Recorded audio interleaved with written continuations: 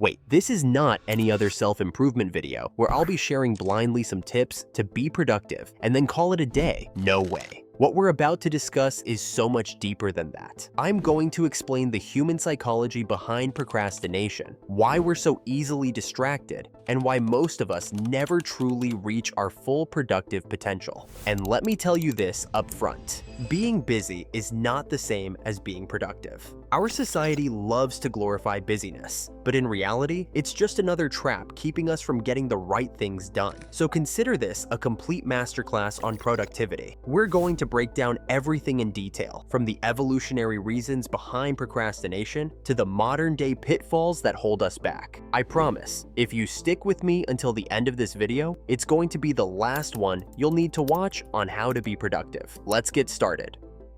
The evolutionary roots of procrastination.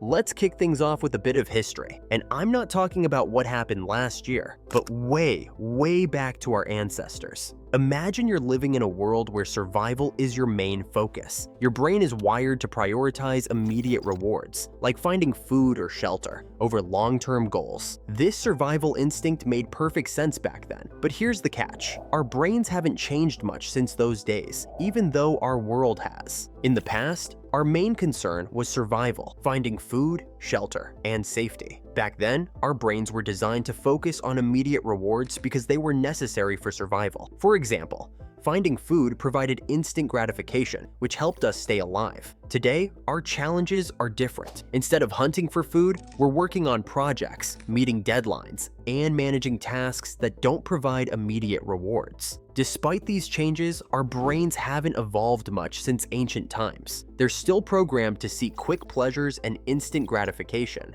When we're faced with tasks that require sustained effort and don't offer immediate rewards, like finishing a big project, our brains can struggle. They might push us to procrastinate because scrolling through social media or checking notifications gives us quick, small bursts of pleasure. This pleasure is linked to dopamine, a chemical in the brain that makes us feel good. So whenever you find yourself putting off work and spending time on social media, it's not just because you're being lazy. It's a natural response from your brain, which is still wired to seek out those immediate rewards, even though our modern tasks and goals are very different from those of our ancestors. The modern-day distractions trap.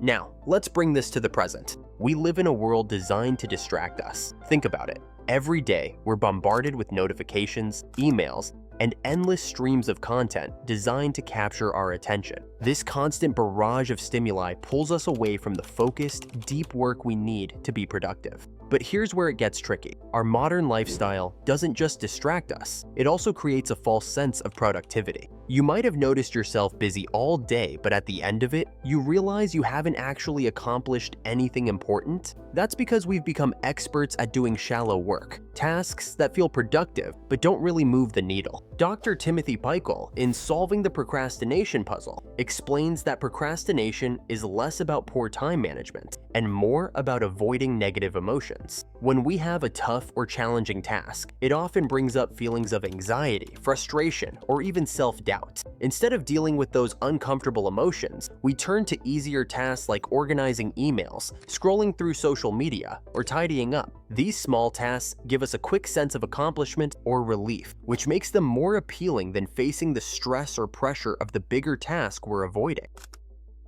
Now, let's understand why we often avoid important tasks. A big reason is fear. This fear can come from worrying about failing, being judged by others, or even handling the pressure that comes with success. When faced with a challenging task, our brains can perceive it as a threat. This can trigger our fight or flight response, which is a natural reaction to stress. Rather than facing the difficult task head-on, we might choose to procrastinate as a way to protect ourselves from the anxiety or fear associated with it. For example, you need to write a big report for work or school. Instead of starting on the report, you might find yourself spending hours on less important tasks, like organizing your desktop, checking social media, or browsing online shopping sites. These activities are easier and feel more manageable compared to the pressure of working on a report where you might worry about making mistakes or not meeting expectations. By focusing on these smaller, less stressful tasks, you avoid the fear of potentially failing at the bigger, more important report. This way, you stay in your comfort zone and keep the fear and stress at bay, even though you're not making progress on the task that really matters. The Perfectionism Paradox. Another major barrier to productivity is perfectionism. We've been conditioned to believe that everything we do must be perfect. But here's the paradox. Perfectionism often leads to procrastination. When we set unrealistically high standards for ourselves, we become paralyzed by the fear that we won't meet them. So, we put off starting a task, waiting for the perfect time, the perfect condition, or until we feel ready, but that time never comes. I love this Chinese proverb. The best time to plant a tree was 20 years ago. The second best time is now. So it's up to you to wait for the perfect time, which is never gonna come, or start it right now. Now that we've talked about the mental and social reasons we procrastinate, let's get into how to beat it and how to actually be productive. Here are some simple strategies that can help you stop putting things off and actually start getting stuff done. The productivity cycle. One thing people often overlook about getting things done is that motivation and work feed into each other. Think of it as a cycle. Motivation leads to work, and once you start working, that work can actually create more motivation. This keeps the cycle going. Now, how does it work? Motivation sparks work. We often wait for motivation to hit before starting a task. It could be a burst of energy, inspiration, or just a deadline approaching. When we feel motivated, it's easier to start the task and get things moving. Work fuels motivation. What many people don't realize is that once you start working, even if you weren't super motivated at first, the act of getting things done can actually create more motivation. Completing small tasks gives you a sense of accomplishment. You feel like you're making progress, and that boosts your energy and drive to keep going. It's like a snowball effect. Once you're rolling, it's easier to stay productive. Repeat the cycle. After you've completed some work and feel motivated, you're more likely to keep working. This cycle, motivation leading to work and work generating more motivation, keeps you in a productive flow. Now, one of the key ways to keep this cycle going is to introduce a to-do list. Having a to-do list helps break down your tasks into smaller, manageable pieces. This way, you don't need a huge burst of motivation to tackle something big. You can start with a small task, which is easier to handle and gets the cycle moving. Now you might say, hey, what if I'm not motivated at all? If you're feeling completely unmotivated, try starting with something really small, even if it's just for 1 minute. It could be something as simple as cleaning your desk or handling a tiny task.